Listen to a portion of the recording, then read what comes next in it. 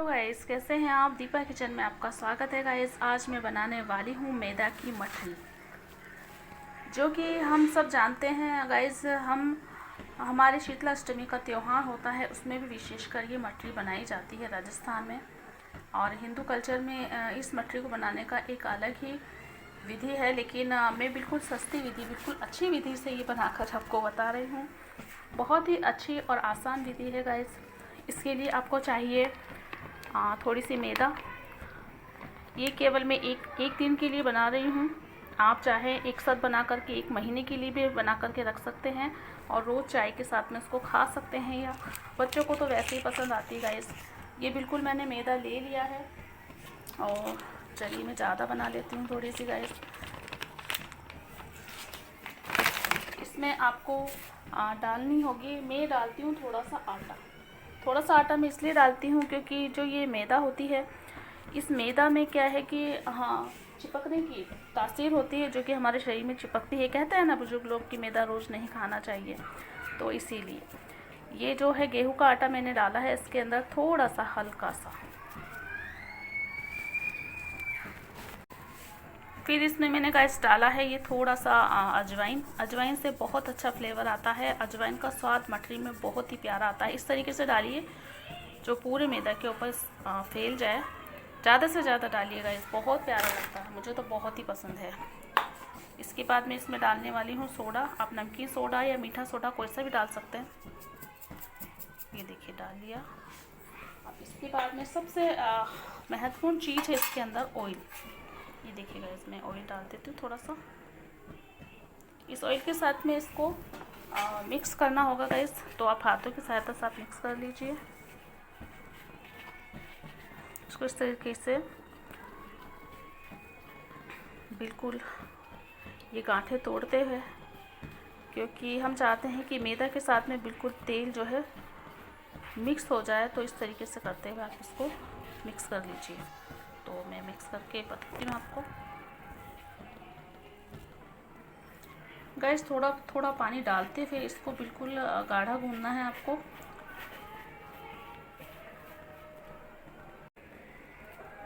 Guys इसी वक्त मैं इसमें नमक डाल देती हूँ। ये देखिए गाइस, आटा गूंद चुका है अच्छे से। देखिए इतना नरम होना चाहिए इस समय।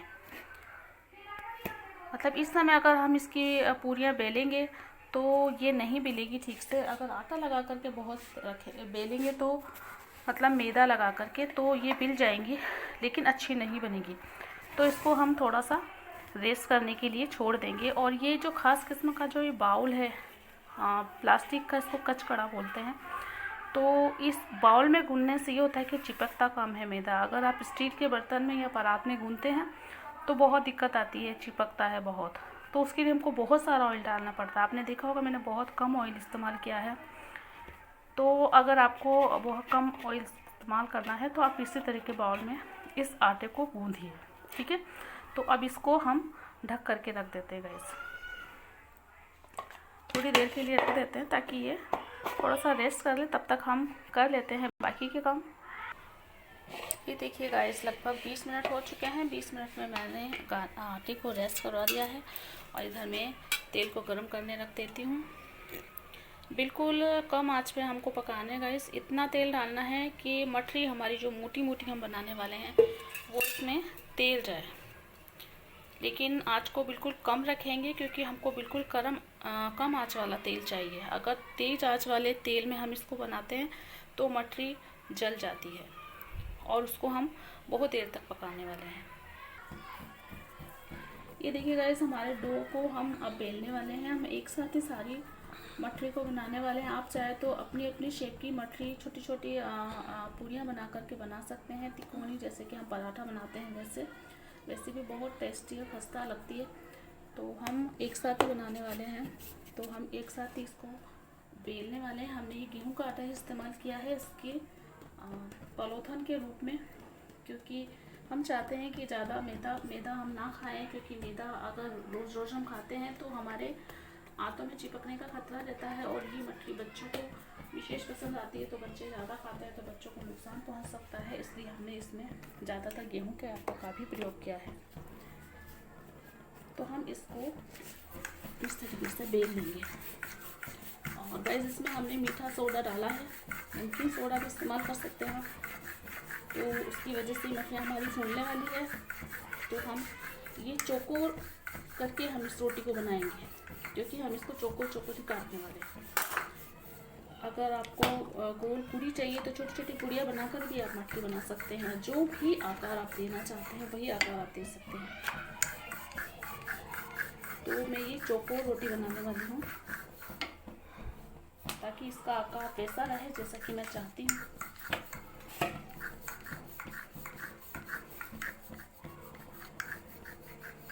बहुत ज़्यादा पतली रोटी नहीं बनानी हमको।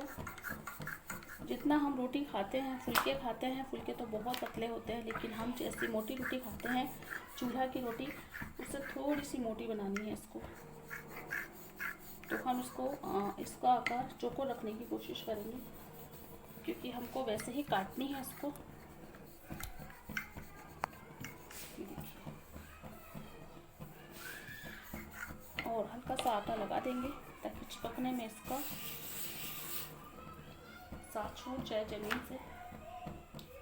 देखिए, हल्का सा आटा हमने लगा दिया है। इसमें मैदे का आटा भी आप इस्तेमाल कर सकते हैं। कभी कभी आप खाते हैं तो मैदा लगा सकते हैं भरपूर मात्रा में, लेकिन हम रोज़ रोज़ खाते हैं तो इसको ऐसे ही बनाते हैं। ये देखिए अजवाइन कितनी खूबसूरत लग रही है। इसको हम काटते हैं तो हम इसको सुंदर सा आकार देने की कोशिश करेंगे। वैसे देखिए बड़ी आसानी से कट जाती है। मैं थोड़ा मोटा मोटा बना रही हूँ, जैसे हलवाई के पास में आप जाते हैं बहुत पतली पतली आपको सांखें वहाँ मिला करती हैं, लेकिन हम थोड़ी मोटी मोटी, क्योंकि हम घर में खाएंगे, हम अपने हिसाब से, ताकि एक ही बाइट लें और हम चाय के साथ इसका मज़ा उठा सकें।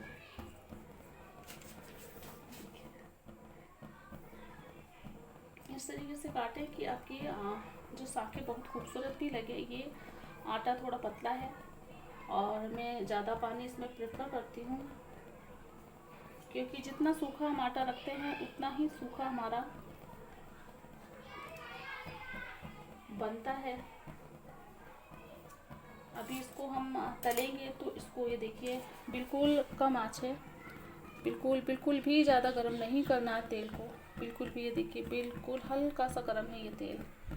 ये देखिए बस तेल को चेक कर लीजिए, ऊपर आ गया डीप फ्राई होकर फटाफट, तो तेल गर्म हो चुका है हमारा। अब हम इसमें डालते हैं हमारी मटरियों को।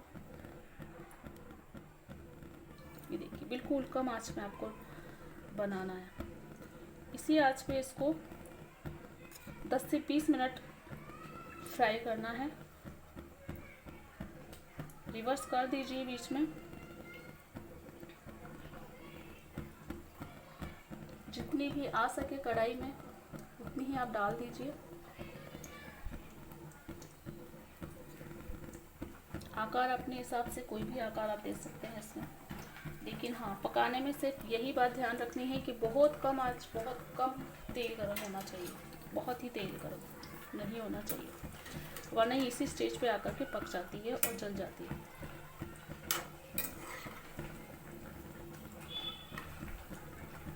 अब इसी स्टेज में हम इसको 10 से 20 मिनट तक पकाएंगे।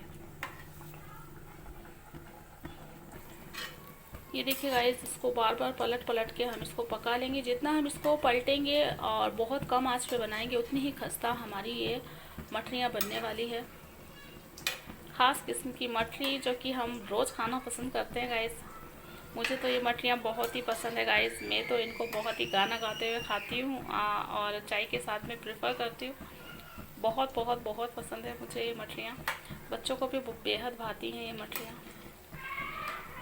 और आप चाहें तो इनको अकेले भी खा सकते हैं, लेकिन चाय के साथ में इनका स्वाद बेहद ही बढ़ता है, बहुत प्यारा लगता है। सवेरे सवेरे अगर आप कुछ भी ना बनाना चाहें, जैसे कि हमारे घरों में हम ज़्यादातर रोटी के साथ में चाय पीते हैं और कुछ भी बनाते हैं हल्के नाश्ते में, ये मठरियाँ बहुत ही अच्छी रहती हैं।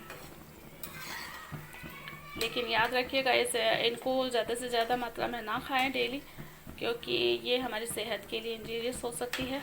गेहूं का आटा हमारा फाइबर से युक्त होता है, बहुत मोटा होता है, लेकिन मैदा की जो मठरियाँ होती हैं, मैदा आप जानते हैं बहुत पतला पिसता है, महीन पिसता है, तो ये हमारे हाथों में चिपकने का खतरा रहता है। अगर आप मैदा की पपड़ियाँ ये खाते हैं तो ज़्यादा से ज़्यादा मात्रा में पानी पीने की कोशिश करिए। लेकिन मैं तो गाइस इनको किसी भी टाइम खा सकती हूँ गाइस, मुझे तो बेहद ही बेहद बेहद पसंद है।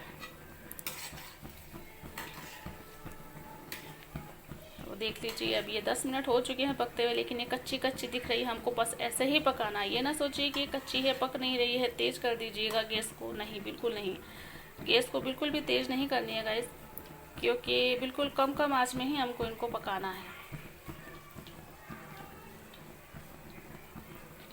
क्योंकि जितनी कम आँच में ये पकती है उतनी ही खस्ता बनती है।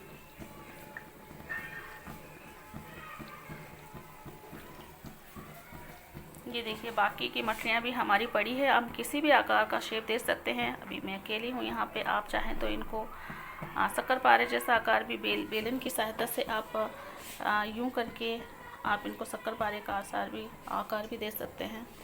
और जो भी आकार आप चाहें वो दे सकते हैं। गोल पूरियाँ बना सकते हैं आप, और आप लंबी लंबी काट सकते हैं बहुत, या फिर आप इस तरीके से काट के तिकोनी तिकोनी बना सकते हैं। जो भी आकार आपको पसंद आए वो आप ले सकते हैं। मुझे ऐसे ही पसंद है, क्योंकि मैं चाहती हूँ एक बाइट में मेरे पास में 2 घास आ जाए तो मैं ऐसे ही बड़ी बड़ी बनाती हूँ।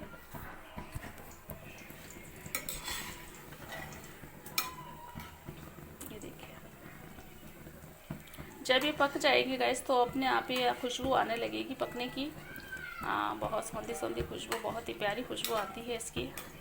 मैं तो जब भी बनाती हूँ हमारे पूरी फैमिली में नीचे तक इसकी खुशबू जाती है। ऊपर जाने वाले भी कहते हैं कि क्या बना रहे हो बहुत अच्छी खुशबू आती है।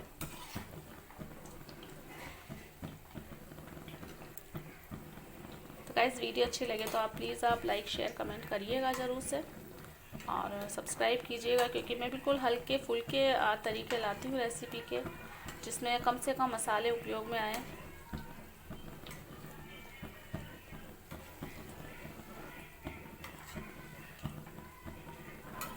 मेरे इस चैनल के माध्यम से मैं आपको कुछ रसोई के ऐसे टिप्स भी बताऊंगी जो कि बहुत ही हमारे रसोई में काम आने वाले हैं, जिससे हमारी रसोई को हम मेंटेन कर सकें।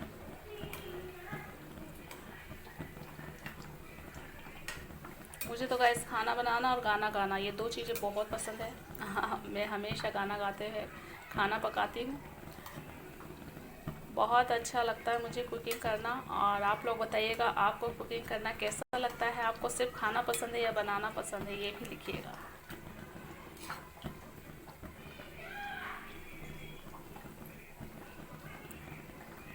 ये देखिए, ये लगभग पक्का तैयार हो गई है। फर्स्ट हमने डाला था इसको, बस और हमको 10 मिनट इसको और पकाना है। 15 मिनट हो चुकी है, लेकिन हम बिल्कुल कम आंच पे पका रहे हैं, तो और 10 मिनट इसको फ्राई होने देते हैं। गाइस, आप एक चीज़ और कर सकते हैं, इसमें नाइफ से आप छेद कर सकते हैं ताकि फूले ना। वैसे दोनों ही तरीके अच्छी रहती है, फूली हुई भी अच्छी लगती है और नहीं फूली हुई भी अच्छी लगती है। तो आप इनको बैक कर करके आप ऐसे छेद कर करके, इससे क्या होता है कि फूलती नहीं है। बस आप ये भी कर सकते हैं थोड़ा थोड़ा, जैसी आपको पसंद हो। दूसरी वाली मैं बना रही हूँ ये बिना फूली भी, तो इसलिए मैं आपको ये कट लगा के दिखा देती हूँ, ताकि हमको पता रहे कि दोनों किस टाइप की बनती है। ये देखिए, इसको उल्टी करके भी आप इस तरह से कट लगा सकते हैं, वैसे एक ही साइड बहुत होता है। ये देखिए गाइस, ये हमारी पक कर के तैयार हो चुकी है। और ये देखिए, बिल्कुल बादामी कलर हो चुका है, हल्का बादामी कलर हो चुका है। अब इसी स्टेज पे हम इसको थोड़ा सा तेज करके, फ्लेम को थोड़ा सा तेज कर लेते हैं, हल्का सा, ताकि कम आंच पे जो तेल होता है इनके अंदर रम जाता है, और तेज़ आंच पे तेल निकल करके बाहर आ जाता है। इसलिए तो हम तेल को निकालने के लिए ये विधि कर रहे हैं कि हम फ्लेम को थोड़ा सा तेज़ कर रहे हैं, ताकि ये तेल जो है इनके अंदर से निकल करके बाहर आ जाए। ये तेल अब इनके अंदर से बाहर आ जाएगा निकल करके, इसलिए हम थोड़ा सा फ्लेम को तेज़ कर रहे हैं। अब ये जल ना जाए तो हम कम कर देते हैं एकदम।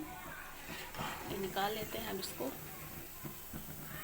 ये देखिए, बहुत तेज़ आंच हो गई है, इसलिए इतने बबल्स नज़र आ रहे हैं ऑयल में, और हमको ऐसे ही निकालनी है इनको बाहर। तो ये हमारी मछलियाँ बन करके तैयार हो चुकी है गाइस। ध्यान रखिएगा बनने के बाद में इनको आप जल्दी से ना खाएं, बहुत नरम नरम लगेगी ये, बिल्कुल ठंडी होने के बाद ही खाएं। और हो सके तो कम से कम 1 घंटा रेस्ट करने के बाद में खाएं। ये देखिए गाइस, अभी तेल बहुत ही गर्म हो चुका है, इसलिए हम इसको थोड़ा सा डाल सकते हैं वैसे तो, क्योंकि हमारा आटा अभी पका हुआ नहीं है तो हम डाल सकते हैं, लेकिन हिलाते रहिए।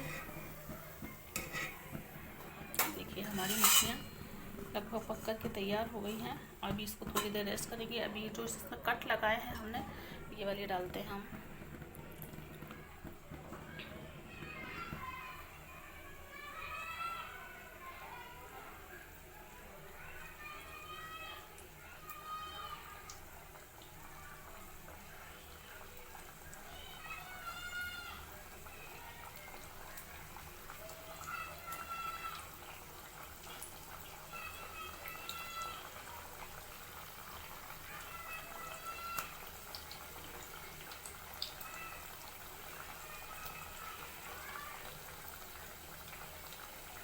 ये देखिए गाइस,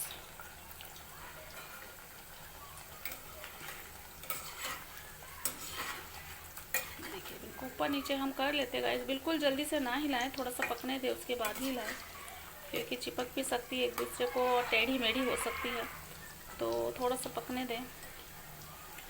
फ्लेम को हम बिल्कुल कम किए देते हैं, क्योंकि जलने वाली है इस फ्लेम पर, तो कम कर दिया है मैंने। हम वापस इसको कम आंच पर ही पकाने वाले हैं और हम आपको इसको पका करके लगभग 10 मिनट के लिए फिर आपको बताते हैं। ये देखिए गाइस, हमारी जो दूसरी छेद करी हुई है साँख है, वो भी बन कर के तैयार होने वाली है। तो ये लगभग पक सी गई हैं, लेकिन इसको थोड़ा सा हम खस्ता और करेंगे। तो मैंने फ्लेम को तेज़ कर दिया है, थोड़ा सा हल्का सा, और अब हम इनका तेल निकालने वाले हैं। देखिए तेज़ आंच पे इनका तेल निकल जाए इनके अंदर से, तो हमने तेज़ कर दिया फ्लेम को वापस। और इसके बाद में हम इनको डिशिंग बॉल में रखेंगे वापस। देखिए बिल्कुल बादामी कलर हो गई है, लगभग पक गई है ये। और इनको हिलाते हुए बिल्कुल तेज़ आंच पे इनका सारा तेल निकल जाएगा। तेज़ आंच पे पूरा अंदर का तेल निचुड़ जाता है। अगर हम मीडियम फ्लेम पे रखते हुए इनको निकाल लेते हैं तो आधा तेल इन्हीं में रमा रह जाता है, तो हमको इनको तेज़ करना ज़रूरी है। अब हम फ्लेम को कम कर देते हैं, क्योंकि तेल निकल चुका है। हमको गैस ख़राब नहीं करनी है ज़्यादा। ये देखिए, ये निकाल लेते हैं हम इनको।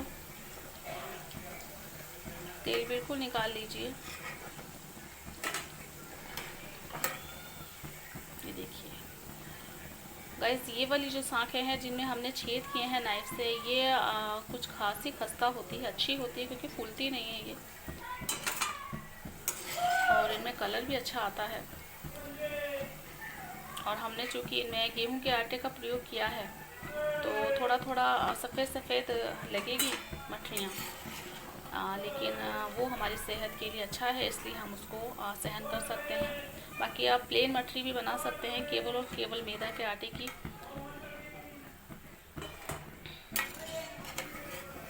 चलिए, ये हमारी मछलियाँ बन कर के तैयार हो गए गाइस। और अब हम इसको सर्व करते हैं चाय के साथ। लेकिन मैं खाने वाली हूँ इनको लगभग 1 घंटे बाद में, तो 1 घंटे बाद ही मैं आपको बताती हूँ, क्योंकि ठंडा होने के बाद ही अच्छी लगती है गाइस। गरम गरम बिल्कुल भी नहीं खा सकते हैं इनको, क्योंकि खस्ता नहीं रहती है फिर। ये देखिए हमारी ये मछलियाँ तैयार हो चुकी है। अभी ये गरम है और मैं ये आपको तोड़ कर दिखाती हूँ। ये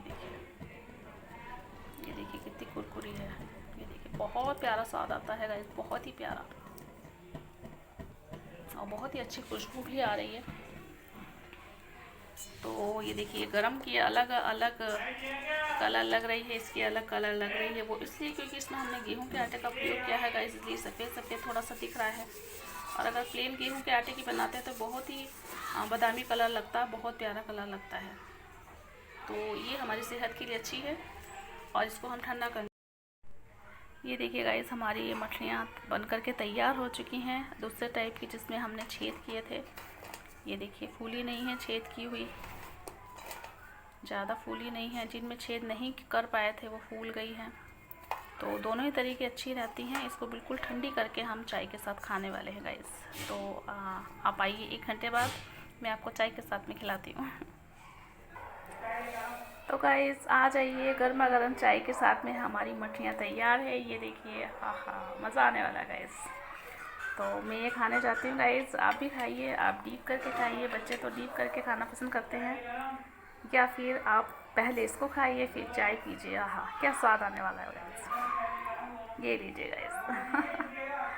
तो चलिए, मैं इंजॉय करती हूँ इन मछलियों का स्वाद और आप इंजॉय करिए इस रेसिपी को बनाने की विधि। मिलते हैं गाइस अगली ही किसी वीडियो में, तो मिलते हैं, बाय बाय।